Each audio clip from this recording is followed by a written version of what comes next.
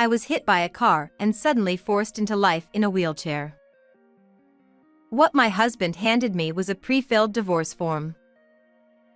You ended up in a wheelchair due to your carelessness, didn't you? Caring for you is such a hassle. Let's get divorced. I'm not going to wipe your ass for you. His cold words left me blank. After supporting me for 40 years, I couldn't forgive this kind of behavior. Anger flared up within me. My name is Madison. I just turned 60. I've been with my husband Jackson, who is 3 years older, for 40 years. We met in college. Back then, I enjoyed drinking coffee at the small cafe where my husband worked. The cafe was run by his parents. And my husband, with his cool looks, worked as a waiter there. He listened to my complaints, though he probably wasn't interested, and I was drawn to how he talked amiably with any customer. After a year of approaching him, we started dating. Soon after I graduated from college, we got married. Some friends said we were getting married too soon, but I wanted to reassure my elderly grandmother, who raised me alone without my parents. So we decided to register our marriage. As expected, my grandmother seemed relieved when she saw our wedding, but she passed away before holding her great-grandchild, leaving only my uncle from my mother's side as my only relative. Yet, I didn't feel lonely. Because my in-laws treated me like their own daughter. Living together in my husband's family's house, a 10-minute walk from the store, was not suffocating, but truly comfortable, and I tasted the happiness of family firsthand. My in-laws taught me the business, strict yet gentle with my inexperience, and soon after our first year of marriage, our adorable daughter Lily was born, and I was at the height of happiness. Soon after, the economy improved nationwide, my in-laws retired, and my husband began to slack off at work. I'm going out for a bit. What? It's almost lunchtime. We're running around the place together. Can't you see the stroller? I showed him our daughter sleeping in the stroller. Children shouldn't be separated from their parents. I worked in the shop with my young daughter in the stroller. If you leave, and the baby cries or needs a diaper change, and I have to retreat to the back, there won't be any staff here. It'll be a problem. It'll be fine. Besides, it's mostly regulars who come. And even if they have to wait a bit or we slack off a bit, they won't complain about our prices. That's not. I was speechless at his careless words, considering we were in the food and beverage business, but what he said wasn't entirely wrong. It was an unprecedented economic boom, and our store, like many others, had customers spending a lot of money. Most items on the menu ranged from $5 to as high as $10. Regulars, who made up most of our clientele, would tolerate some waiting, and new customers would forgive at this price, he thought. The goodness of these prices was such that even customers, seeing me struggling with childcare, would give tips as consolation. Moreover, unlike today, the internet was not widespread. So good or bad word of mouth didn't spread easily, and many establishments managed to survive even with lower quality than ours.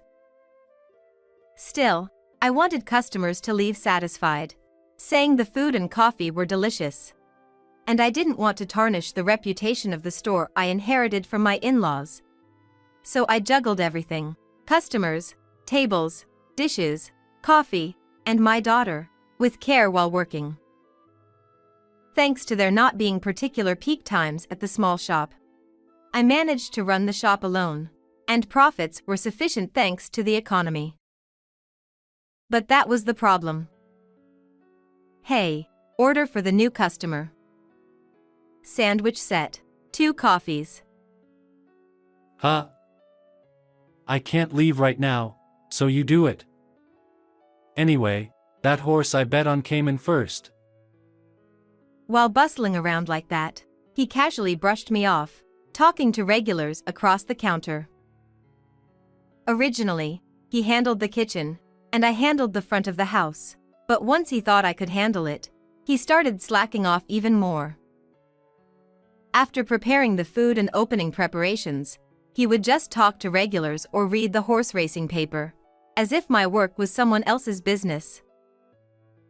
And when I complained, he casually said, "You can handle it just fine on your own, so I don't need to bother."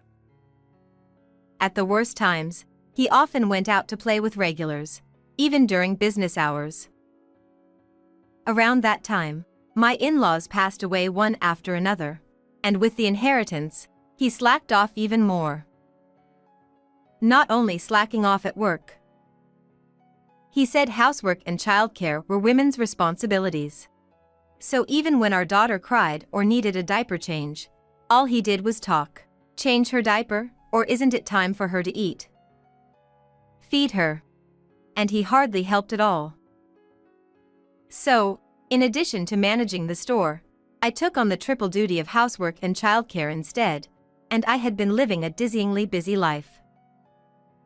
Then, when my daughter was in elementary school, the economy worsened, and with it, the number of customers decreased. After being told by regulars, he finally started working, but I had more than a few thoughts about his work attitude, which had been lazy for years. However, I couldn't point it out. Being told off by me, he used the store as a bargaining chip.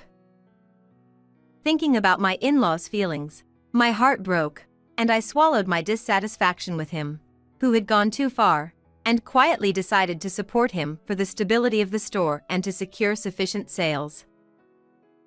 He still didn't help with housework or childcare, and his lazy habits didn't change. But I told myself that supporting him here was the wife's duty and worked desperately. And now, 40 years have passed since we got married, and the store is still going strong despite repeated recessions. Our daughter, who had helped as the store's mascot, left home with a wonderful man, and now she's a splendid mother with a son in elementary school.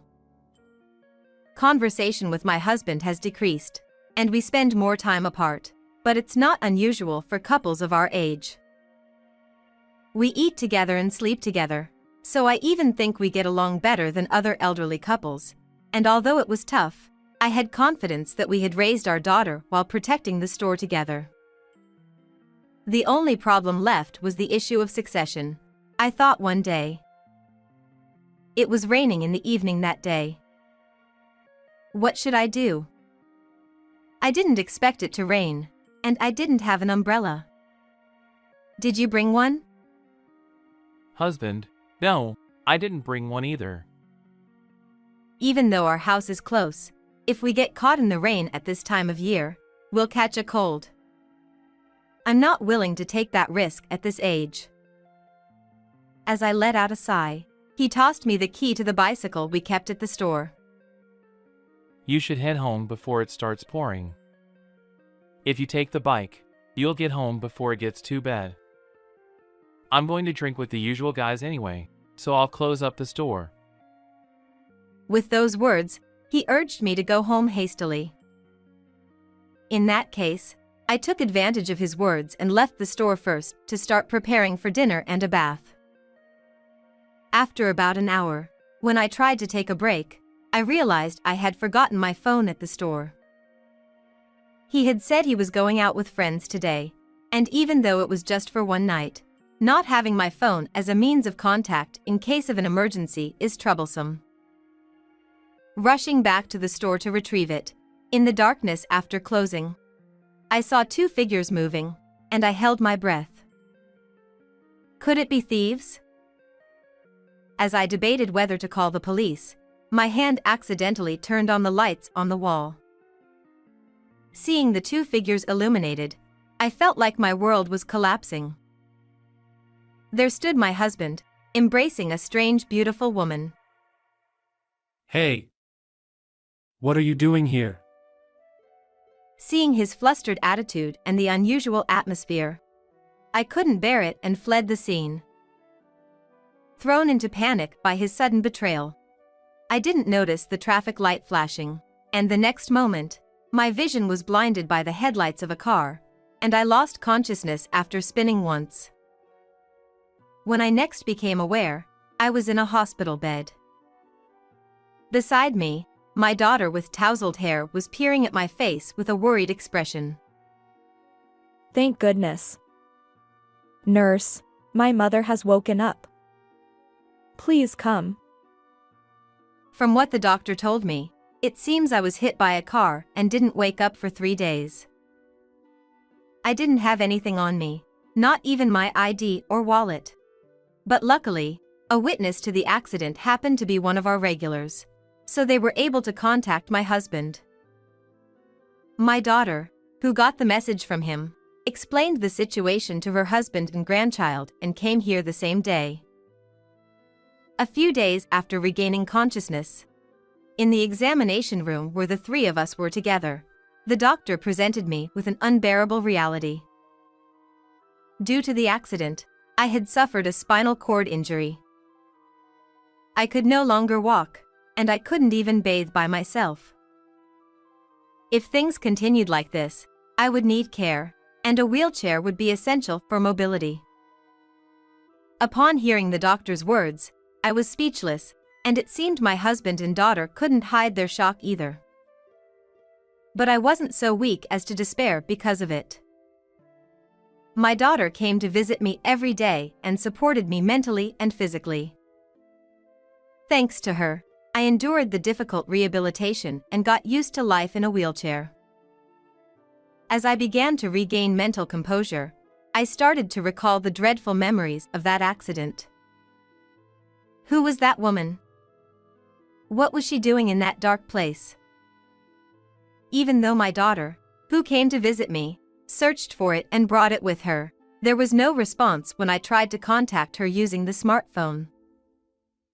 As I pondered how to confront her when we next met, my phone rang. It was a message notification, and the sender was my husband. He seemed to have something he wanted to talk about.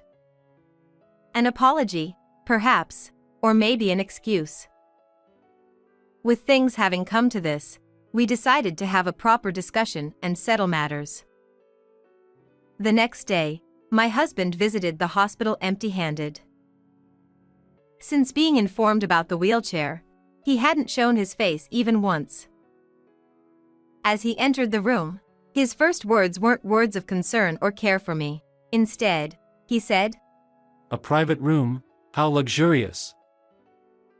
Suppressing my frustration at his insensitivity, I quietly replied.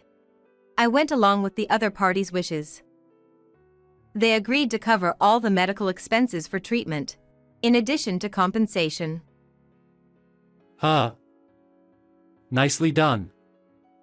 So, a substantial amount must have rolled in, right? What's with that tone? Don't speak about others like that.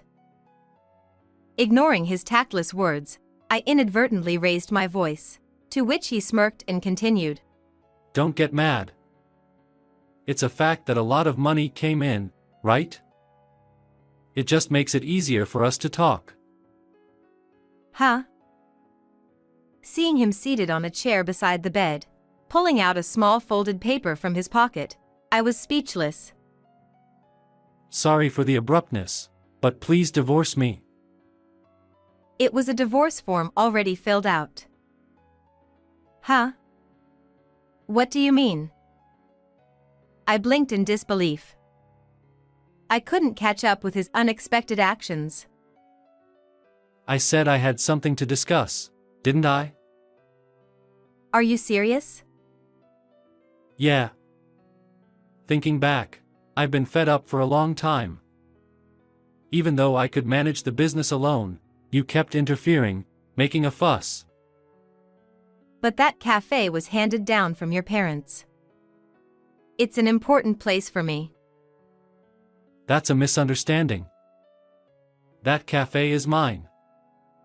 Back then, when I wanted to sell it, you even said not to.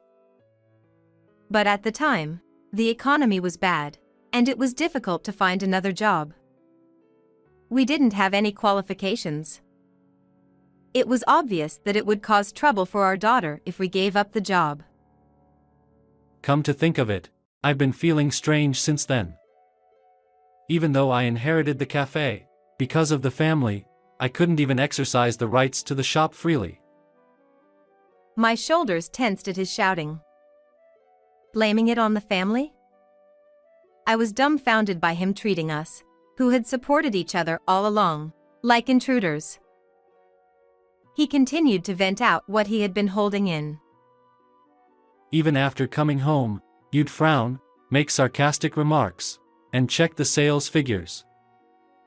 On top of that, you'd use being busy as an excuse for half-hearted housework. Because we both work, and someone has to check the sales. It's necessary.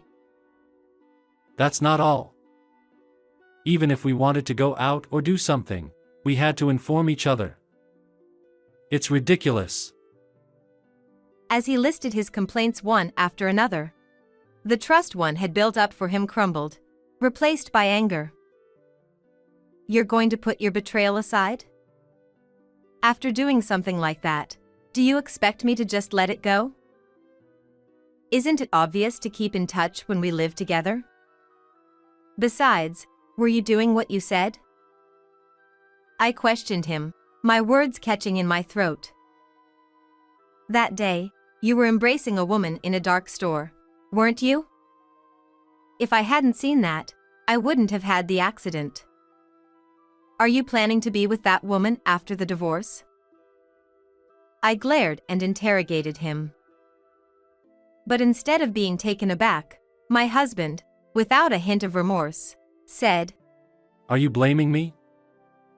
I don't know what you're misunderstanding, but I'm not in that kind of relationship with her. Do you even have any evidence? There was no evidence. Knowing that, I bit my lip as he laughed triumphantly. With that ugly smile, any remaining affection vanished completely. How could you? Even though I ended up like this, don't you feel anything? You ended up in a wheelchair because of your carelessness. Taking care of someone is troublesome. Please divorce me. I have no intention of taking care of you. Wait a minute, Dad. There's a difference between saying good things and bad things, you know? We both turned to stare at the door simultaneously. Standing there was our daughter, trembling with anger. When did you get here? I thought it was a serious situation, and I didn't want to interfere with marital issues, but I can't stand it anymore. I've been listening. If Mom ended up like this, it's all because Dad cheated. At her outburst, he snorted. If you're going to say that much, then you should take care of her yourself.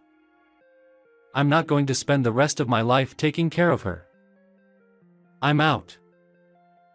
You're the worst. Say whatever you want. You're not a child anymore, so you understand the ins and outs of relationships between men and women. My daughter gritted her teeth at his words. Her eyes were red with anger. Thanks to her anger, my head began to cool down. I stared at the divorce form and asked my husband, what was everything I did for? I've tried to serve you in my way, but are you just going to throw me away when I'm no longer useful? That sarcastic attitude of yours annoys me. Your hospitalization reminded me of the days of freedom. Once I tasted that life, I couldn't go back to the old one. Isn't this a good opportunity? Let's both be free. Fed up with his expression of my accident as an opportunity, I agreed to the divorce. I didn't want to be with such a man anymore, but I wanted what I could get. When I brought up the property division, he became visibly displeased. But I made him agree that I would receive everything paid by the other party in the traffic accident, without touching anything related to the house, shop, household items, etc. and I would leave without taking anything, in exchange for receiving 60% of the savings. Let's end this quickly. I'll withdraw your share right now, so write the divorce papers in the meantime. With that one-sided statement, he hurriedly left the hospital room. In the quiet hospital room, I spoke to my daughter. I'm sorry for burdening you with unpleasant things. And I might inconvenience you until I settle down. I'm sorry. Don't worry about it. I'm on your side. Is this arrangement better? It's fine. It's sudden, but could you stop by the family home and gather my belongings? Do you know where everything is? It's okay. I've been helping with cleaning and organizing every time I visit home recently. And I've been shown the location of valuables just in case, so leave it to me. Watching her leave the room, I faced the divorce papers. I won't let things end according to his wishes. I was holding my breath, but suddenly I realized the harsh reality that awaited me ahead with my husband. After that, I signed the divorce papers in front of him. Seeing that, he smiled satisfactorily and swiftly snatched the paper. Okay.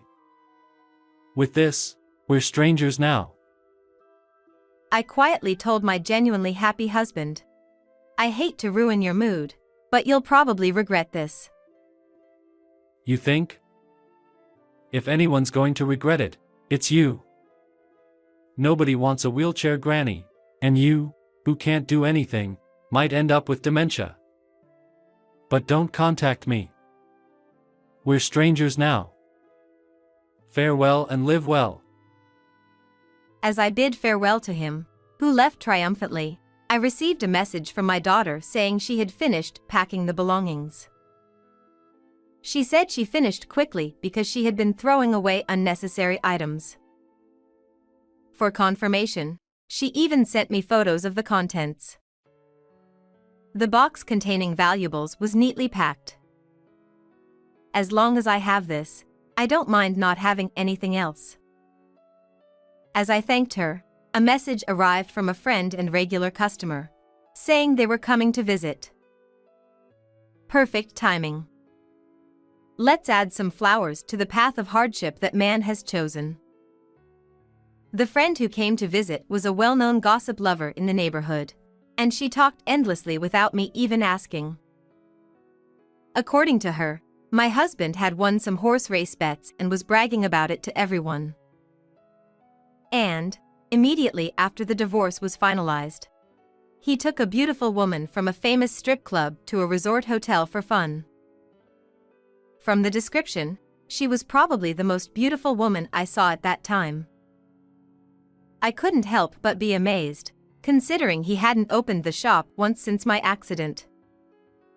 I heard from your daughter, whom I happened to meet, about what's going on. I was so surprised. What on earth happened? As she looked at me with curiosity mixed with sympathy, I tearfully recounted the events that led to the divorce. When I finished, her eyes were filled with both sympathy and anger. She held my hand, leaving behind words of strong support, and left the hospital room.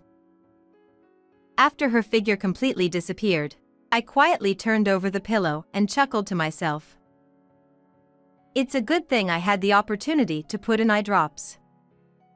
Now, what will happen next? About a month after the accident, I was safely discharged from the hospital. Several months later, when I had gotten used to life in a wheelchair, I went to a large shopping mall. Since it was a weekday, the food court was empty. I found a seat and took a break when someone called out to me. Hey! You! Madison? It's Madison, right? When I turned around, I saw my ex-husband, who had aged rapidly over the past few months. His hair was a mix of gray and messy, and he was dressed in a wrinkled shirt and shorts, looking like an old man. His appearance made it clear that even everyday life was a struggle for him. In contrast, shortly after being discharged, I got a neat short haircut and put on makeup today. If I do say so myself, I look younger than my actual age. You've changed quite a bit in demeanor. When we were married, I hardly had any time for myself between household chores and work. He smiled politely at my sarcasm. So, you must have a lot of free time now, right? Why not help out a bit before you lose your mind? Just as I thought. Huh? You're probably not doing well with the cafe business, right? My words made his polite smile freeze. It seemed I hit a nerve. I thought so. After all, I was the one running the kitchen, the floor, and the accounting. Well, after enjoying himself while the business was booming, when he finally returned, his skills had significantly declined. He didn't remember the cooking procedures, and the priorities at work were all messed up. He even struggled with operating the cash register. So, I had been working ahead of him, doing what he was supposed to do as support. Preparing snacks, mixing seasonings, cleaning up dishes, taking orders for sweets and cakes, managing tea and coffee bean orders and inventory, tax filings, and so on. If the person who handled all of that suddenly left, it's no wonder things didn't go smoothly. Had fun at the resort hotel? Maybe you should get her to help. Forget about that woman. She ran away when I asked her to help at the shop. He said angrily, but she was a woman from the strip club. She probably only took care of him, a client with money, and he was the only one serious about it. Ironically, as my ex-husband himself had said, that relationship was just a fling. He continued bitterly. I don't know why, but even the regular old ladies haven't been coming lately. They used to linger and chat for hours, but now they're nowhere to be found. Of course, why would they? You made the regulars your enemies. Huh? Huh? Although he seemed to resent the long stays and chatty customers, the housewives who spent a long time and money at our shop were our loyal customers. It seems my friend who came to visit spread the word about my ex-husband's betrayal. They were also my friends. Even though I've been cheated on by my husband and had an accident, it's naive to think they would still come as if nothing had happened, don't you think? A shop whose owner cheated on his wife and left her is naturally repulsive. To not understand that. I sighed in exasperation. We're short-staffed, and the shop has been losing money lately. It'll go under at this rate. I'm already out of the picture, aren't I? It's not my concern. As I tried to leave, he grabbed the wheelchair. Wait. Did you do something? Otherwise, why would suddenly nothing go right? Desperately held back and startled. Just then. Dad, what are you doing? When I turned to the voice, there stood my daughter with a skeptical expression. Lily. He let go abruptly, approaching her with a smile, as if nothing had happened. I'm sorry to suddenly ask, but could you live with me? Huh? We're short-staffed at the shop, and I can't handle things at home either. I want you to help out. If Madison's leaving, you need me, the former poster girl, to come back. If you come, your whole family can live with us at the family home. There's space available, so don't worry. You won't need to pay rent, and eventually, I'll hand over the shop to you guys. How about it? Not a bad deal, right? Dad. She smiled and asserted. This isn't a joke. Huh? You left everything, work, house chores, and me, to Mom, and now you're asking her daughter to take care of you? That's too convenient. He was speechless at the harsh words laid out in a row. Without waiting for a response, she continued. Did you forget your words and actions when Mom was in the hospital? After doing that, how can you say such things? Do you want to live with a wife who supported you desperately for 40 years, even considering breaking off this parent-child relationship? Even if you offer a lot of money, I'd refuse. Seemingly not expecting such a vehement rejection from his daughter, he was stunned. I was out of my mind back then. At least you realized that. But we won't live together. Why not? Because we're already living with Mom. Huh? Yes. She came to pick me up from the hospital and took me to her own home.